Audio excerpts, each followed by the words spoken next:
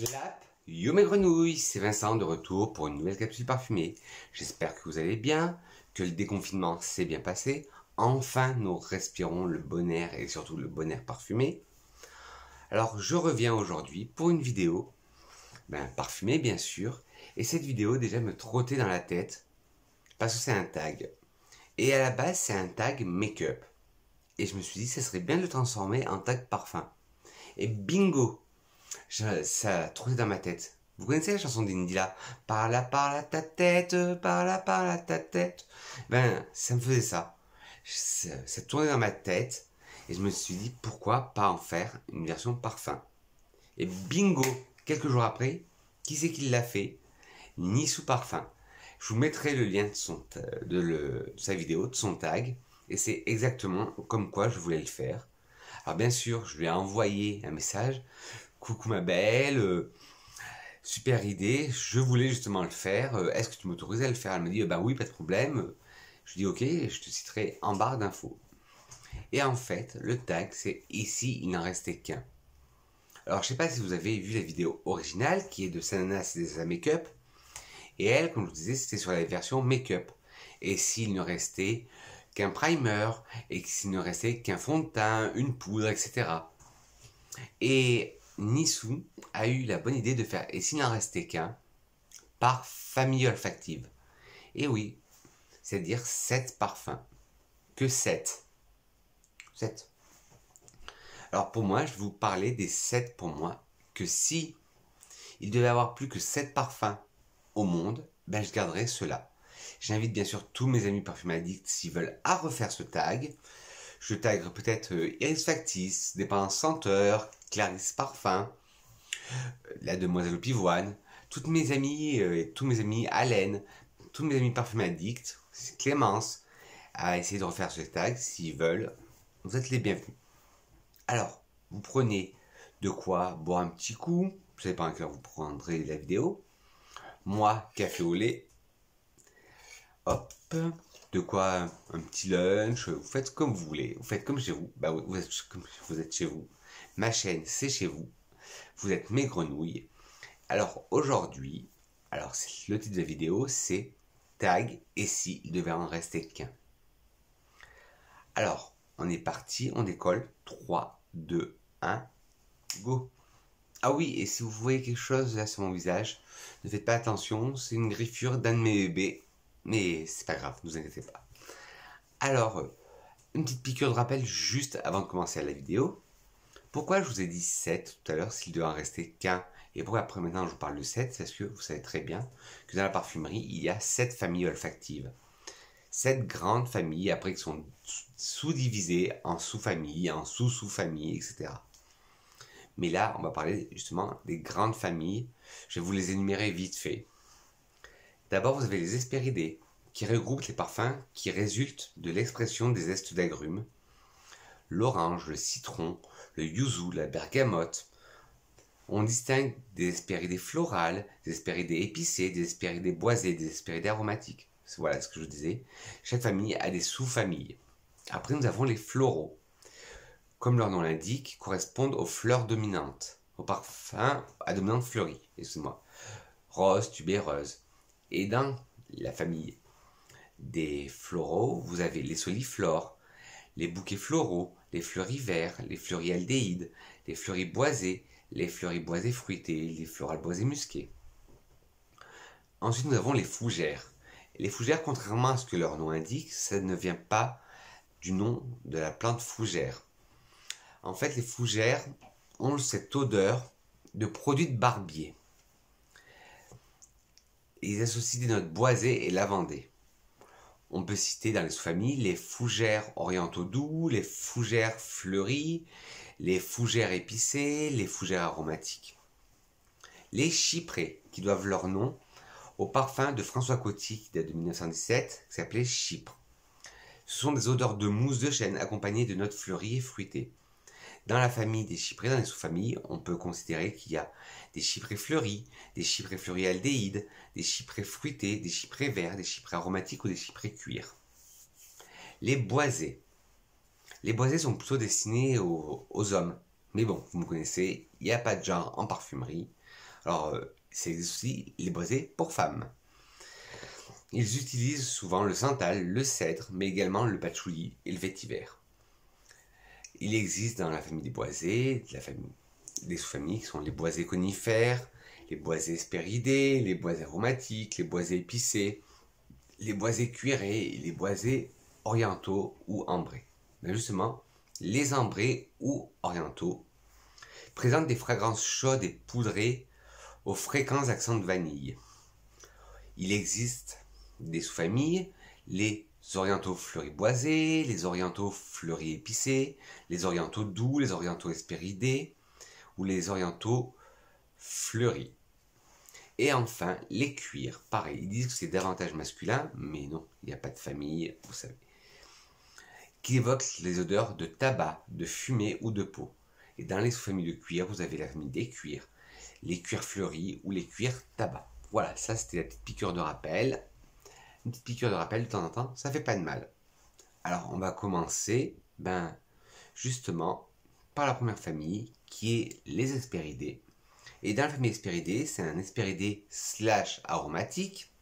Et j'ai décidé, s'il n'en restait qu'un, ça serait le Verveine Yuzu de chez Berdouet dans la gamme 1902. Hop. Le flacon simple, sans chichi, sans chacha, très beau, mais il est magnifique. Hop, je le mets là, même s'il est trop grand, on ne verra pas. Alors là, ce parfum, c'est un hespéridé, mais un hespéridé aromatique, parce que il y a de la verveine qui est classée aromatique, et il y a le yuzu qui est un petit citron japonais, qui est classifié dans les hespéridés. Alors c'est une autre colonne qui mêle subtilement le pétillant yuzu aux accords vivifiants des feuilles de verveine. Faut dire que la verveine se marie très bien avec les agrumes. J'adore cette odeur. Alors en note, dans l'envolée, vous avez de la verveine. En note de cœur, vous avez du yuzu. Et en fond, du musc blanc. Alors la verveine, on la sent très bien. Dès qu'on vaporise sur touche ou sur peau, on sent très bien la verveine. Puis elle laisse la place au yuzu. Mais elle ne se laisse pas masquer par le yuzu. Parce que les deux se mélangent très bien. Comme je vous ai dit, la verveine avec les agrumes, ça se fait un mélange d'enfer. Et en fond, vous avez des muscs blancs. Et les muscs blancs, on les sent très bien. Ça adoucit le parfum, ça donne un côté très propre. Et la marque Berdouet, je vous en ai déjà parlé, elle est pas chère et de bonne qualité, made in France. Depuis 1902, nos parfumeurs créent, selon un savoir-faire unique, des colonnes de qualité pour vous faire vivre des moments d'émotion parfumés. Vous connaissez mon amour pour l'authentique violette de Toulouse de chez Berdouet. Et là, leur gamme 1902 à la Cologne, leur gamme 1902 qui est leur Cologne, qui est géniale. Ils ont une gamme un peu plus premium, mais que je n'ai pas encore testé. Et cela pour, je crois, après ça dépend des sites, environ 12 €, vous avez un 125 ml en vapeau, comme celui-là. Et après, vous avez des 245 ml et des 480 ml en flacon splash, vous savez, les gros flacons d'antan. Alors, s'il devait en rester qu'un dans la famille Hespéridés, ce serait le 1902 Verveine Yuzu de chez Berdouet. Alors là, pour cette famille-là, je n'ai eu aucun mal. Si vous me connaissez bien, si, j'aurais dû avoir du mal. Parce qu'on va parler de la famille florale. Et tout le monde sait que pour moi, la reine des fleurs, c'est la... Non, je vous entends, vous dites la rose. Tout le monde dit oui, la reine des fleurs, c'est la rose. Mais pour moi, c'est la tubéreuse. Alors, vous allez me dire, Vincent, avec tous tes parfums à la tubéreuse, tu as dû t'en prendre plein la tête. Et oui, j'hésitais beaucoup entre mes gammes des Bloom, et le Maïoué d'Armani, et tous les autres que j'ai à la tubéreuse, le Fragile, le Gautier. Parce que vous savez que la tubéreuse et moi, c'est une grande histoire d'amour. Ben pour moi, meilleur rapport qualité-prix aussi, comme le Berdouet, c'est le tubéreuse noir de chez Zara Emotion, qui est la collab entre Zara et Jo Malone. Moi, je l'ai en format 40 ml, et rapport qualité-prix, il est génial ce parfum. Pour moi, c'est... S'il devait en rester qu'un en floral, ça serait celui-là. Hop, tubéreuse noire. Et je ne sais pas si vous allez bien voir. Hop. À chaque fois que je le sens, ça me fait ce même effet. Un effet narcotique, enivrant. Je suis enivré par ce parfum. Il est magnifique, il est doux, mais à la fois il est animal, à la fois narcotique. Il envahit l'espace et moi je l'adore. Il passe pas inaperçu. C'est un parfum que j'adore. Et à quel point je l'adore, c'est rare. Bon, vous allez me dire c'est qu'un 40 ml. Mais il est quasiment à plus de la moitié. Et je l'adore ce parfum. De toute façon, pour moi, la tubéreuse, c'est la reine des fleurs parce que la tubéreuse, elle a ce pouvoir d'être multifacette. Une tubéreuse peut être comme celle-là, une tubéreuse enivrante, narcotique. La tubéreuse peut être aussi très solaire. La tubéreuse peut être poudrée, elle peut être florale, elle peut être verte. J'adore ces contradictions et j'adore toutes ces facettes de la tubéreuse. C'est pour ça que pour moi c'est la reine des fleurs et j'ai toujours adoré la tubéreuse. Alors, tubéreuse noire de Zara est un floral avec des accords de tubéreuse, floral blanc, boisé, floral jaune, animal et vert. Alors là, on serait plus sur un floral blanc si on devait faire avec une sous-famille. Alors, tubéreuse noire de Zara est un parfum floral non genré. Toute la collection des Zara Émotions est non genrée. Le nez derrière ce parfum est Jo Malone. Ben oui, c'est la collaboration entre Jo Malone et Zara qui s'appelle Zara Émotion. Et voilà. Et celui-là, c'est le 05. Oui, c'est le numéro 05. Alors, en note de tête, vous avez de la tubéreuse. Ah oui, on sent qu'elle. En cœur, vous avez de l'ylang-ylang. Et en fond, du bois de santal. Alors, dans l'envolée, dans la tête, la tubéreuse, qui monte à la tête et elle captive tout l'esprit, comme je vous dis, un esprit un peu narcotique, médicinal, voire très opiacé. On sent qu'elle. En cœur, vous avez l'ylang-ylang qui essaye de la rendre solaire. Mais non, il n'y arrive pas, l'ylang-ylang. Il est faible par rapport à Madame Tubéreuse. Et en fond, vous avez du bois de santal. Et alors, le bois de santal, ça dépend du bois de santal, mais vous avez du bois de santal qui est crémeux, qui donne un côté lacté au parfum, et vous avez des bois de santal plus secs, qui donnent un côté style mine de crayon, de crayon de papier. Et là, celui-là, c'est plutôt un santal sec, ce qui en fait un parfum très dur, limite rentre dedans. Et moi, je l'adore ce parfum. Vous pouvez pas savoir à quel point je l'adore. Enfin, si je vous en parle souvent. Et le tubéreuse noir, s'il n'en restait qu'un dans la famille Fleury, ça serait le tubéreuse noir de chez Zara Émotion. De chez Zara, fit Jo Malone. La gamme s'appelle Zara Émotion. Mais oui, c'était très dur parce qu'avec tous mes parfums à la tubéreuse, c'était très dur. Maintenant, on va passer à la famille Fougère. Alors, s'il devait en rester qu'un, ça serait un parfum de supermarché. Et oui, comme quoi, je vous avais répondu. Ça sera aussi le sujet d'une de mes prochaines vidéos. Dans les supermarchés, on peut faire des belles découvertes à moindre coût. Et ça serait le masculin acier de chez Bourjois. Alors, pour la petite anecdote, essayez, si vous aimez les parfums bourgeois, des bons parfums de bonne qualité et pas trop chers, essayez de vous mettre la main sur les parfums bourgeois parce qu'ils vont être discontinués. Bourgeois va cesser de faire des parfums. Alors celui-là, c'est un fougère avec des accords aromatiques, boisés, lavandés, miellés, mousse, épicé frais, agrumes, terreux, sucré, floral. Et pour moi, il me fait penser au Pour un homme de Caron.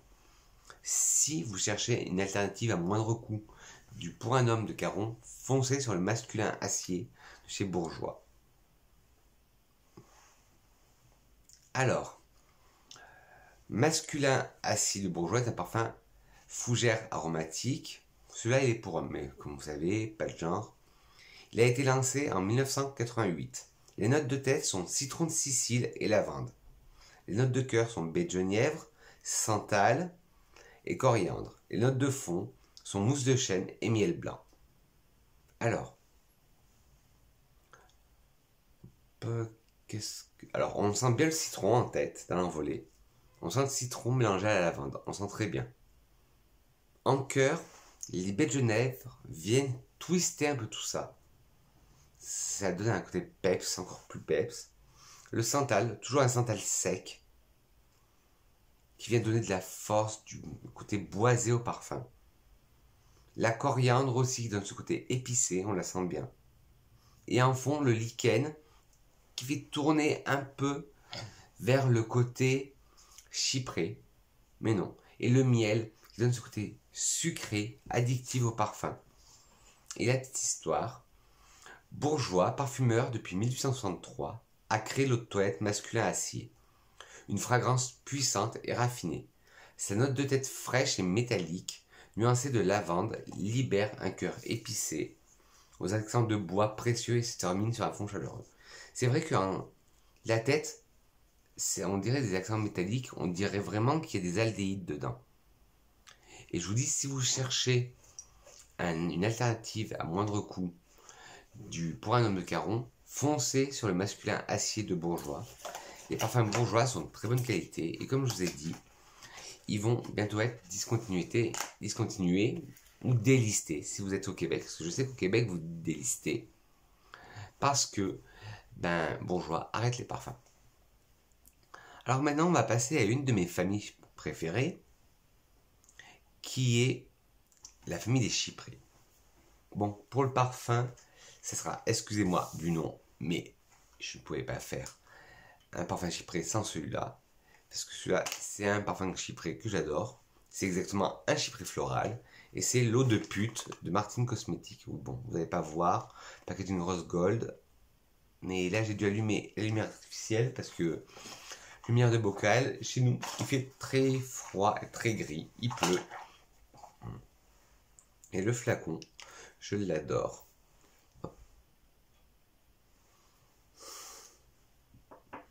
Des chaînes, une sorte de choker. Et oui, l'eau de pute.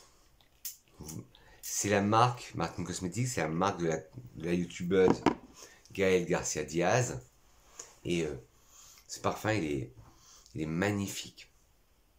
Alors la petite histoire, parce que vous savez que j'aime bien les petites histoires autour des parfums. Eau de pute, le parfum de Martine. Une femme libérée, dotée d'une sensualité ravageuse, laissant dans son sillage une note charnelle et aphrodisiaque. Une fragrance chyprée florale, où s'entrelacent l'addiction de la rose et de la violette, l'excitation de la vanille et du patchouli, et la profondeur du musc. Alors, on sent la rose, on sent la violette, on sent la vanille, on sent le patchouli et on sent le musc. Voilà, on sent tout dans ce parfum. Et le packaging, je vous dis, moi, j'adore. Mais, voilà. Il est magnifique. Ouais, c'est vraiment...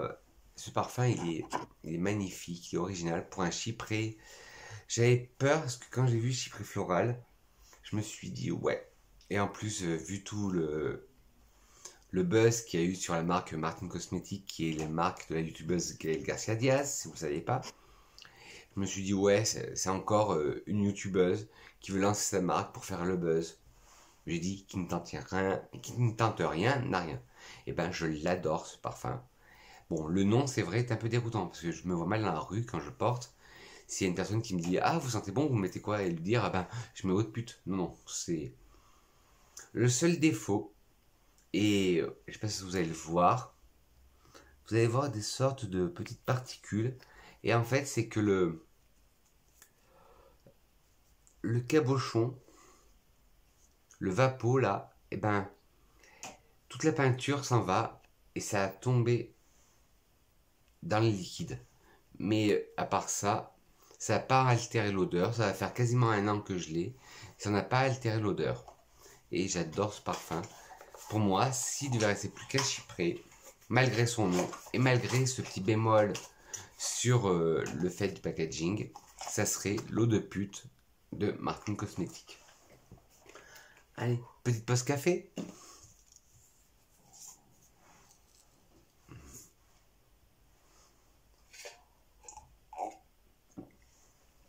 Alors, vous allez me dire que je suis à fond sur la marque Bourgeois. Parce que là, pour la famille boisée, j'ai choisi le masculin. Bon, celui-là il est plus dur à trouver, alors j'essaierai de vous choper un lien. Le masculin Aguirre de chez Bourjois. Et ils disent Bourjois a créé l'eau de toilette Aguirre, un parfum, une harmonie. Aguirre en a fait une création authentique et forte. Alors,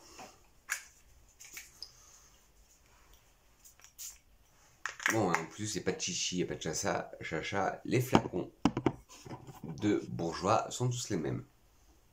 Et là, vous allez me dire, Vincent, ça sert à rien de se les mettre, on ne les voit pas. Ben oui, c'est des grands flacons, c'est des 100 ml. Et hop.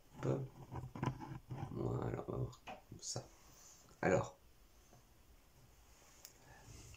Aguirre de Bourjois est un parfum boisé avec des accords ozoniques, épicé chaud, boisé, ambré et musqué.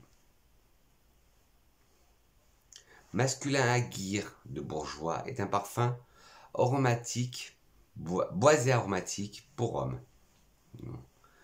Il a été lancé en 91, mais il a été discontinué malheureusement, mais j'essaierai de vous trouver un lien. En note de tête, vous avez des notes ozoniques. En cœur, vous avez des notes boisées. Et en fond, des notes orientales. J'en sais pas plus. Bon, je fais des recherches, mais j'ai pas trouvé. Mais en tête, on sent bien un côté oui, très aérien. Puis en cœur, un côté plus fort, plus boisé, plus rentre dedans. Avec limite, on dirait du patchouli. Un santal très fort, un vétiver et un cèdre aussi très coriace. Et en fond, des notes orientales. On sent bien le côté oriental du parfum, avec un peu de vanille. Mais on sent aussi un côté un peu citronné, un peu espéridé. On sent la vanille, on sent aussi un côté c'est épicé. Beaucoup d'épices, hein. Ouais, plutôt des épices chaudes, style la cannelle, mais aussi des épices froides, style la coriandre. Mais un très bon parfum, et pareil, j'essaierai de vous trouver un lien sur le masculin Aguirre. Ben, cette vidéo aurait été un peu plus rapide, enfin un peu plus rapide. C'est vite dit parce que ça fait déjà 22 minutes. Et on va passer à l'avant-dernière famille, qui est la famille des orientaux ou des ambrés. Et pour moi, ça serait le hyperbole de Courrèges. Bon, le flacon, toute une beauté le flacon. Très 60s. Hop. Un rectangle avec un rond. Alors au début, je croyais que le rond, c'est... Oh, il fallait se parfumer avec. Mais non, en fait, c'est le bouchon, on peut l'enlever. C'est le cabochon. Mais hop. Je vais faire pas rentrer dans le champ. Alors, je sais pas. Hop. On rentre dans le champ, mais sans le cabochon. Ouais, ben, je vais mettre le cabochon là. Parce que moi, je trouve que le flacon, il est très design. Mais hop, on va juste mettre le cabochon. Parce que pour moi, c'est le cabochon qui fait tout son charme. Celui-là, ils le mettent en femme. Et franchement, pour moi, il est vraiment non genré. Je vous dis qu'il n'y a pas de parfum d'homme et pas de parfum de femme. Mais il y a des parfums, c'est vrai, qui ont plus des prédominances féminines ou masculines.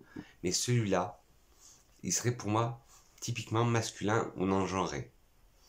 Alors, c'est un oriental avec des accords vanillés, sucrés, de tabac, d'épices chaudes, d'épices fraîches, excusez-moi, de patchouli, d'ambre, des accords aromatiques, balsamiques, baumés et boisés. Hyperbole le Courrèges est un parfum oriental épicé pour femmes. Il a été lancé en 2016. Le nez derrière ce parfum sont la famille, c'est Jean-Jacques et son fils Antoine Ly.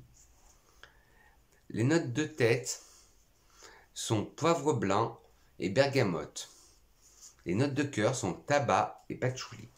Les notes de fond sont fève tonka et vanille. Alors, dans l'envolée, on sent bien le côté poivre blanc bergamote, mais on sent plus le côté poivre. La bergamote, on n'en sent pas trop. Le cœur, on sent très bien. Le côté tabac et patchouli, on sent très bien. C'est même ce qui prédomine. Et on sent très bien aussi le fond, qui est fève tonka, qui donne ce côté amandé, très sucré au parfum, et vanille. Très sucré, mais pas sucre. Là, c'est une vanille sèche et on sent quand même le côté gourmand, un peu gourmand du parfum. Mais pour moi, le parfum, à part le poivre blanc, la bergamote, je la sucrerai. Parce qu'on ne la sent pas. Le vrai parfum, il commence vraiment au cœur, au tabac. On sent vraiment le tabac. Mais pas l'odeur nauséabonde. Bon, je suis fumeur et j'ai l'odeur nauséabonde. Mais pas l'odeur de tabac froid, mais vraiment de la fleur de tabac. Et le patchouli, oui, on le sent. Et là, le patchouli, d'habitude, le patchouli, il est un peu terreux, très gras pour coller à la peau. Ben non, là, il est très sec. Et c'est ça qui en fait une différence. C'est un bon patchouli, un beau patchouli. Pas trop terreux, pas trop enivrant. Parce que les vrais patchoulis sont très, vous savez, très prenants. Et je dis ça en connaissance de cause, parce que j'adore le patchouli. Et si vous êtes comme moi, fan de patchouli, vous devez connaître le patchouli de Molinard ou de Fragonard ou de Réminiscence. Ils sont vraiment très captivants. Mais là, celui-là, si vous débutez dans le patchouli, le hyperbole, le courage est très bien. Et enfin, la dernière famille, la dernière et non des moindres, est la famille des cuirs. Et j'aurais pas pu faire une vidéo avec un parfum cuir sans parler de l'éternel, pour moi, de mon Graal, du cuir de Russie de chez Pivert. Et ce que j'adore, c'est toujours les petites histoires derrière les parfums. Et là, il était une fois, à l'époque des tsars, des guerriers farouches reconnaissables à leur uniforme. On les appelait les Cosaques. Chevauchant toute la journée à travers l'immensité des steppes, ces cavaliers intrépides aimaient à la tombée de la nuit se retrouver autour d'un feu de bois et se raconter leurs prouesses équestres. Selon la légende, c'est au cours l'une de ces veillées qu'un cosaque eut l'idée de frotter ses bottes de cuir contre de l'écorce de bouleau pour les imperméabiliser. Un accord parfumé exceptionnel se mit à embaumer l'air. Les Cosaques en tombèrent immédiatement amoureux et l'adoptèrent. Le parfum cuir de Russie venait de voir le jour. Depuis le XIXe siècle, L.T. Pivert n'a cessé de vouloir perpétuer cet accord mythique d'essence de bouleau et de cuir. Alors ce parfum, il date de 1939. Et oui, pas toute première jeunesse. Et moi, il me rappelle des bons souvenirs olfactifs. C'était le parfum de mon papa. Et quand je le mets, c'est un peu un parfum cocooning, parce que quand je le mets, je me sens bien. Et le flacon, magnifique, là il est un peu fasté. Hop, hop. Un bouchon doré, avec le sigle Pivert. Je ne sais pas si vous allez le voir. Avec les sceaux de Pivert. Et l'étiquette vraiment représentative de la Russie de l'époque, avec un cosaque, justement. Et une femme russe de l'époque. Alors, c'est un parfum de la famille cuir, nous sommes cuir de Russie, avec des accords ambrés, boisés, épicés chauds, épicés frais, d'agrumes, de miel, aromatique, animal et sucré. Cuir de Russie de L.T. Pivert est un parfum est un parfum de la famille cuir pour homme. Ah non, non, vous connaissez mon opinion là-dessus. Cuir de Russie a été lancé en 1939. Les notes de tête sont miel, mandarine, styrax, cardamome, bergamote, poivre. Les notes de cœur sont cuir de Russie, laurier, cèdre, cannelle, néroli, patchouli. Et les notes de fond sont cyste, mousse de chêne, ambre, résine au Liban, bois de santal et musc. J'adore ce parfum. Alors en tête, le miel, on le sent, ça donne un côté très sucré au parfum, mais légèrement, pas gourmand, mais sucré. La mandarine, on la sent, ça donne ce côté un peu acidulé au parfum. Le styrax, ça donne ce côté encensé, parfum très encens. La cardamome, ça donne le côté, comme je vous disais tout à l'heure, épicé. La bergamote, on la sent. Le poivre, on le sent aussi, qui donne ce côté épicé au parfum. Après en cœur, le cuir, on le sent. Un parfum qui s'appelle cuir de Russie, on peut sentir que le cuir. Le laurier, ouais, ça donne ce côté aromatique au parfum. Le cèdre, un cèdre très sec, pas du tout un cèdre cocooning. La cannelle, on la sent très bien, qui est une épice chaude. J'adore la cannelle, moi. Et je la sens très bien. Le néroli, alors là par contre, je le sens pas. Pourtant, moi, étant fan de néroli, vous savez que un parfum chouchou de tous les temps, c'est le néroli de l'Occitane.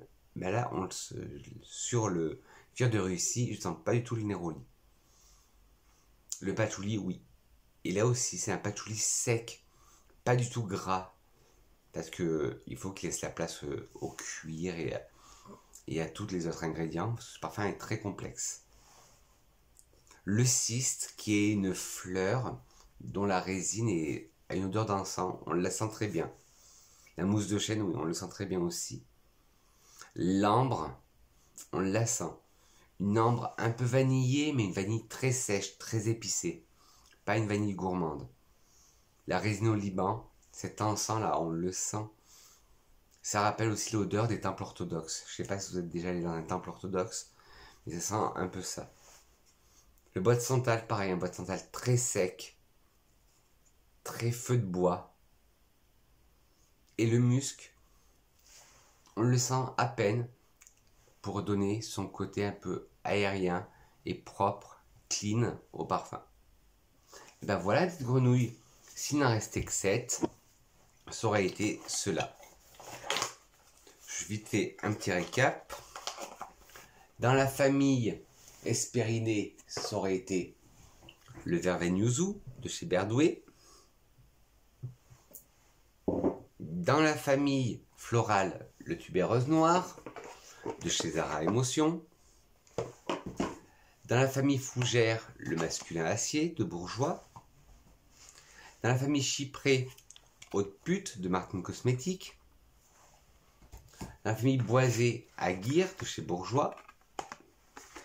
Dans la famille orientaux / ambré, hyperbole de chez Courrèges. Et dans la famille cuir de Russie de chez LT Pivert. Voilà, s'il ne devait rester que 7 parfums, pour moi, un parfum olfactif, ce serait cela. Et comment finir une vidéo de Vincent? Toujours par une petite citation. Et la citation, aujourd'hui, elle est de François Danemark, dans son recueil Qu'il pleuve, qui disait « Comment pourrait-on vivre sans le parfum de l'amour ?» Bonne question. Voilà mes grenouilles, n'hésitez pas si vous avez aimé cette vidéo à la liker. Si vous n'avez pas aimé, un petit pouce en bas, même dites-moi pourquoi, la critique est constructive. Dites-moi aussi si vous restez que un parfum par famille olfactive, lesquels ça serait. Ce serait intéressant de savoir. Je veux tout savoir de votre univers parfumé. Et j'invite tous mes amis parfumaddicts et qui ont des chaînes de parfums, s'ils veulent faire ce tag, à refaire ce tag. Je vous mettrai tous les liens des produits en barre d'informations. Et sur ce, les grenouilles, n'hésitez pas aussi bien les petits pouces en haut, en bas, si vous n'avez pas aimé. Ah oui, à vous abonner en appuyant sur le petit bouton rouge là. Et appuyez sur la cloche. Excusez-moi, la cloche. Non, pas moi, mais la cloche de notification. Et surtout, toutes les notifications. Sur ce, mes grenouilles, je dis que je vous aime. Et on se retrouve très vite pour une nouvelle capsule parfumée. Allez, bisous mes grenouilles.